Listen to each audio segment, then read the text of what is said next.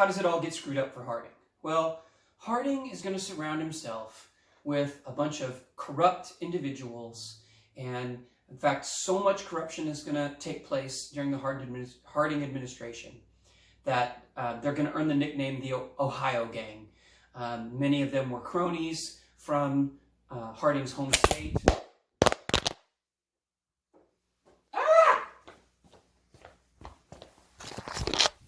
That's bad. Okay, technical difficulties recovered from. So many of them were cronies from Harding's home state who got jobs because they were friends of his, not because they were qualified. So this Ohio gang, what we're going to talk about is stuff that would be ripe for a Netflix miniseries. I mean, we've got scandals including affairs, gambling, the richest man alive, bribing government officials, and even a suspicious suicide. Right? So let's start with the first scandal. Charles R. Forbes had been picked by Harding to run the Veterans Bureau. The newly formed Veterans Bureau, which was in charge of taking care of our soldiers who are returning from World War I. And unfortunately, I wish this wasn't true, but sadly, it is a big idea in U.S. history that we have seen over and over again, and that is our failure to take care of our soldiers. We ask these young men to fight for freedom and democracy, and they do bravely and save our nation's bacon over and over again. And then, almost as soon as the war is over, we forget about them and do a really poor job of taking care of them. And that's one of the reasons we need to learn some U.S. history, because we need to fix that case. In World War I, Forbes is taking kickbacks. He is selling medical supplies that should be used for the veterans to his buddies. He's denying the claims of many of the soldiers who are coming home. They aren't getting treatment. They aren't getting taken care of. Their appointments are getting delayed. Meanwhile, Forbes is basically stealing millions of dollars. It's an embarrassment, but you know, it's one corrupt politician. At this point, you know, not everybody's blaming Harding for that. Harding, however, had a little love nest just a few blocks away from the White House, where he would cheat on his wife with his mistress, where he would meet his buddies to gamble at all hours of the night. And there were a lot of rumors about other scandals involving the illegal sale of liquor. Remember, this is during the Prohibition era. A lot of things, unfortunately, though, that were never proven. Because as the investigation gets underway, a lot of evidence is pointing back to one of Harding's top advisors, one of the guys who would often meet him to gamble in his little love nest house, was a guy named Jess Smith. And Smith, as the investigators are gathering evidence and closing in and getting ready probably to issue a subpoena and arrest him soon, at least bring him in for an interrogation, Smith commits suicide. Or at least he's found dead, shot in the head. There was at least one senator who had the guts to go publicly and claim that it was a murder, that Jess Smith had been assassinated, right? So that what he knew wouldn't become public. Not a whole lot of evidence for that, but the death certainly has some suspicious elements to the crime scene, which was not handled properly at the time. So we've got our second sort of big scandal now. We've got Forbes, now we've got Jess Smith with this kind of weird suicide, but we haven't even gotten to the really big one yet. So the third scandal involves Albert Fall. Fall was the Secretary of the Interior. So Fall, as Secretary of the Interior, is in charge of all the federal land, right? And there are millions of acres of federal land. And occasionally, there's valuable stuff on this land.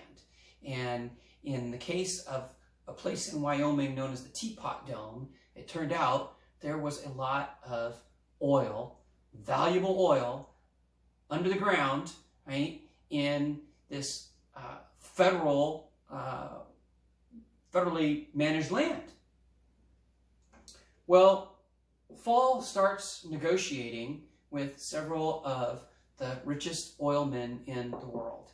And one of them happens to be a guy named Edward Doheny, who was from Los Angeles, California, who might have been the richest man in the world at the time. Think Jeff Bezos or Bill Gates, somebody like that. But he made his money in oil. And he arranges to have money paid to the Secretary of the Interior. And then all of a sudden, Doheny goes to the top of the list at guess who's going to get the rights to all of that cheap oil. An investigation ensued. There were some other people involved. It gets a little bit more complicated, but there is undeniable evidence that Fall took money from Doheny, and then Doheny got the best sweetheart deal, and nobody else was even allowed to bid against him. Fall's put on trial. He is eventually found guilty and sentenced to prison. Doheny and the other rich billionaires, they would be billionaires in today's dollars, get off the hook. They don't go to jail. They don't serve any time, even though they're just as culpable in this scandal, right? And so Albert Fall is the only one who actually winds up going to prison. And that, by the way, is where we get the term a fall guy. The guy who takes the blame for everybody. Well, what about our boy Warren G. Harding? Well, while this third scandal is breaking, people have now lost all confidence in Harding, right? Either he is a corrupt politician or he is a bit of a moron who's surrounded himself with all kinds of corrupt people and doesn't realize that they're corrupt. Either way, his image is taking a pretty big hit. Harding goes to Alaska. It's sort of a half political trip, half a promise of a vacation to his wife. On their way back on the train, Harding starts feeling ill. At first, the doctor thinks that maybe he's got some kind of food poisoning. As they get closer and closer to San Francisco, he starts to develop a fever. He gets worse. They check him into a hotel, and Harding unexpectedly dies. And the doctors at first think it might have been a brain hemorrhage. Later, there's been some discussion that maybe Harding had a heart attack. Of course, they don't have the kind of sophisticated equipment in those days that we do now to solve the problem and find out. But Harding never has to face an impeachment. Harding's gone. The vice president is a guy named Calvin Coolidge. And you would think with all these scandals surrounding the executive branch and the White House that Coolidge would be tainted by that. But kind of amazingly, Coolidge is not affected much by Harding's scandals. Coolidge may have been the absolute perfect person at that time to follow somebody like Warren G. Harding, whose administration was so full of scandals, right? Because Coolidge was known as a bit of a Boy Scout. He was, you know, that straight arrow type guy. You know, maybe one of the most straight arrow presidents we've ever had, right behind Abraham Lincoln. Coolidge, in fact, if you remember earlier, I was talking about the governor of Massachusetts who told the cops that they couldn't go on strike, that policemen were not allowed to go on strike, that it was wrong, and it was a clear black and white issue. Well, that was Calvin Coolidge as governor. So Coolidge gets the nickname from some reporters, Silent Cal. He doesn't like giving public speeches that much. He doesn't like to be out on the campaign trail. He's not a classic politician in that sense in any way. And quite frankly, the newspaper reporters don't always like it because he doesn't give them a lot to write stories about. And in fact, there's a classic story about a couple reporters who were scheduled to attend a White House dinner, and Coolidge is going to be there, of course, and the two reporters start arguing about how this guy's probably not going to give us anything to write about. He never says anything, he never talks. And the one reporter says to the other guy, yeah, I mean, I bet he doesn't say more than 2 words tonight. And the other reporter says, well, come on, he's bad, but he's you know, he's not that quiet. And they go, no, I bet he doesn't say more than 2 words. And so they actually, you know, bet some money on it, $20 or something, right? And they go to cover the dinner, and sure enough, there's people there, and there's gatherings, and everybody's, you know, drinking and eating and having a good time, and there's the president sitting there not talking to anybody, not saying a word, doesn't give a speech, doesn't make a toast. Calvin Coolidge at his best. The party's starting to wind down, people are leaving, and the one reporter realizes, I'm going to lose my bet.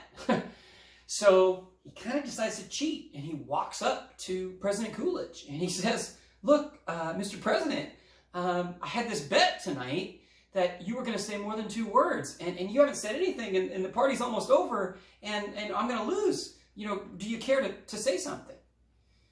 And Coolidge responded with 2 words, you lose, and walked out of the room.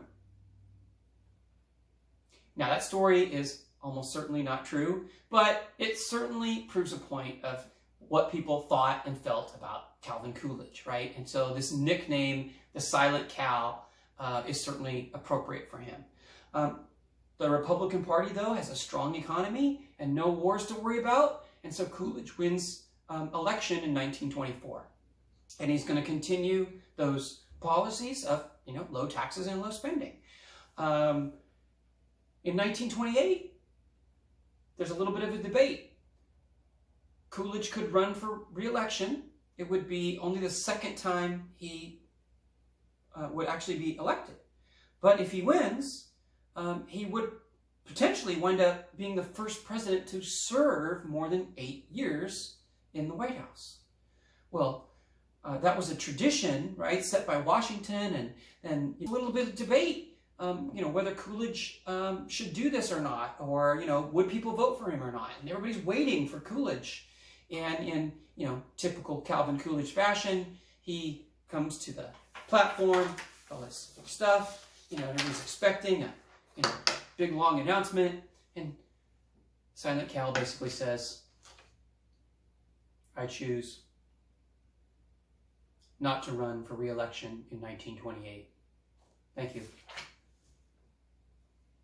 Yeah, old Silent Cal doesn't really give us a reason. He doesn't really talk about it. His granddaughter claims she heard her granddaddy, Calvin Coolidge, say, Papa thinks a depression's coming. Well, she was still a little girl at the time. Whether she really heard that or understood what she was hearing, historians can debate. But there are those that want to think that Coolidge was wise enough to realize that the good, glorious economic times of the 1920s couldn't last forever, and that he didn't want to be the man in charge when everything comes crashing down. And that, of course, will be one of our future videos, how the 1920s comes crashing down to an end. We'll see you next time.